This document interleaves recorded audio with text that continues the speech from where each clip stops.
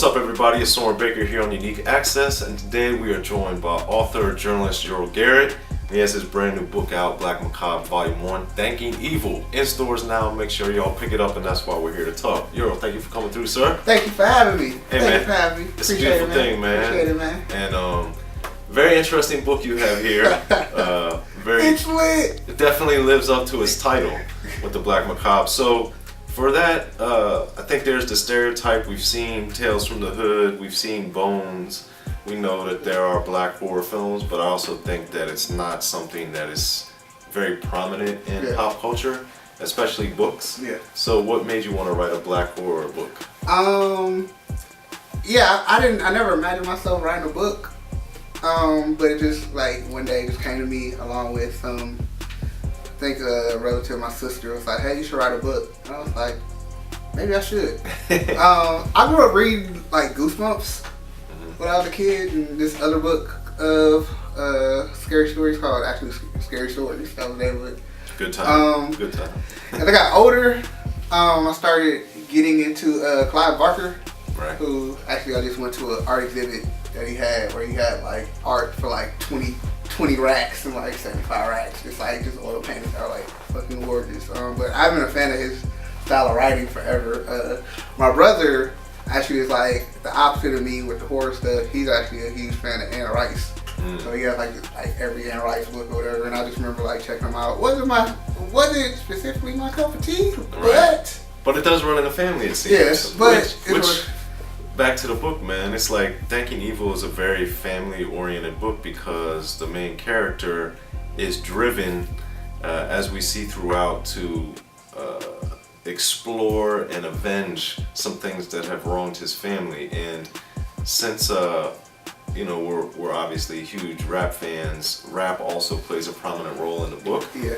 And that's part of the revenge story. So one thing I thought was compelling and intriguing that I wanted to get your insight on was in the book, one of the characters is Hollow Point, a rapper, and he has a girlfriend. What's her name again?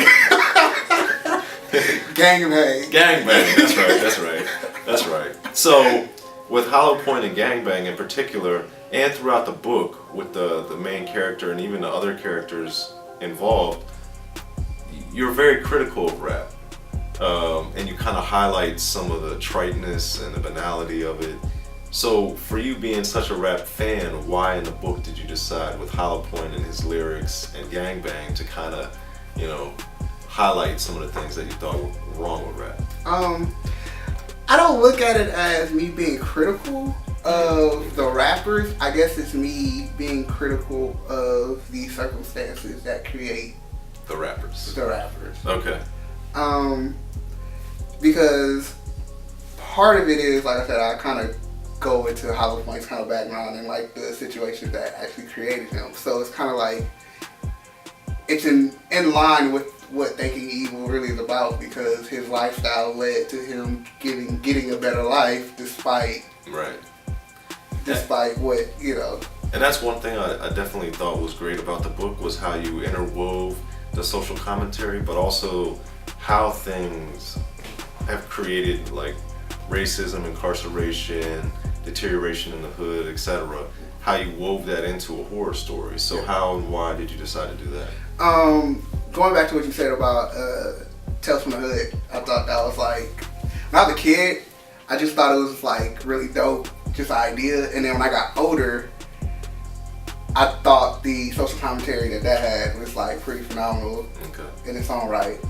From the first story with the civil rights leader that gets like killed and comes back. It was like, oh shit, police brutality, civil rights leader being assassinated. You know what I mean? Or we never seen that story. Yeah, we never seen that story. You know what I mean? Exactly. You know what I mean? Like these are like kind of real. Or even the last one, which is kind of like a hood version of Clockwork Orange.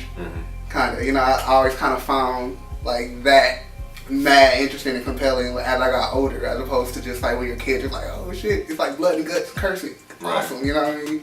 So, and that's what I tried to do with the book, was just try to weave in the social commentary with just this absurd, situation. Right. You know what I mean? And and that's what I was kind of on. And then the main character, his name, how did you come up with it? It was a little intriguing to me. Yeah, Patrick. I just needed a cool name, just a cool, unique, identifiable name. Right. Because I needed something that was as identifiable as his characteristics as like essentially an anti-hero. Right. At like just the worst, you know what I mean? Right. So that's why I kind of chose that. Just something like extremely unique. Also, ironically, I actually found a name on a Russian website. And technically, my name is Russian, so I thought, oh, let me insert myself in like a kind of Stephen King-ish kind of way. Got you.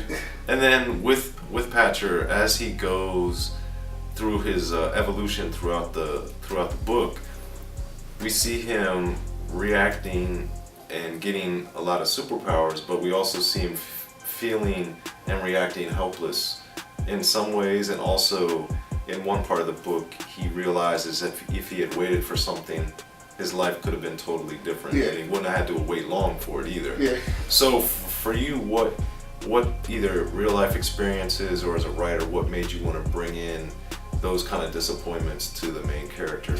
I think that's just life in general. I just wanted to I guess a way of showing that it could get better.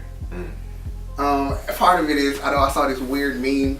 You know, I'm on Facebook a lot, so I see all these memes. I know this. And it's like, and it's this one meme of like the guy. It's like two guys. One is like they're like the same guy, and like one is like chipping away underground at like this. They're like underground, like chipping away at something, and then like one dude decides to give up, and the other dude keeps going. You see like a patch of diamonds on the other side. So I guess that's what I was trying to go for. It was that like, you know, I have friends that feel like, dang it, you know, maybe it's time for me to like give up my dream and get a regular job. You know, and they like give up on their dream, and then if they would have stayed, maybe the next day something would have popped off. Yeah, you know, you can't win the game if you're not playing. Yeah. You know, and that's kind of the whole thing that I was kind of going for, was that like, this is what happens when you have hopelessness at like the worst level. Right. And I think it's well illustrated in the book. And I also like the Uncle Ronnie character because he's kind of a manifestation of someone that didn't fulfill what he wanted to ultimately, despite the highs and lows of his character. So for him, how did you craft his character? I like to craft him as someone who essentially is a representation of kind of growing from ignorance to having an awakening. An enlightenment of sorts. Yeah, almost like an awakening. You know, like, I think me and you know countless people who probably have gone to jail, you know what I mean, come from a situation to where, you know, there's a system that essentially leads them to this situation, and then they get out, and it's like this big awakening of like what got them there from the first place. You know what I mean? Like, why did they make these actions, and what are they doing to, you know, at least carve a better lane or journey for themselves? Well, appreciate that, Ural. So yeah, man, we got Ural Garrett in the house, man. His new book, Black Macabre Volume 1, Thanking Evil, in stores now. Make sure y'all pick it up, man. Support Ural Garrett. Thank you for coming through here on Unique Access, Thanks sir. for having me, sir. Always a pleasure, man. Appreciate it.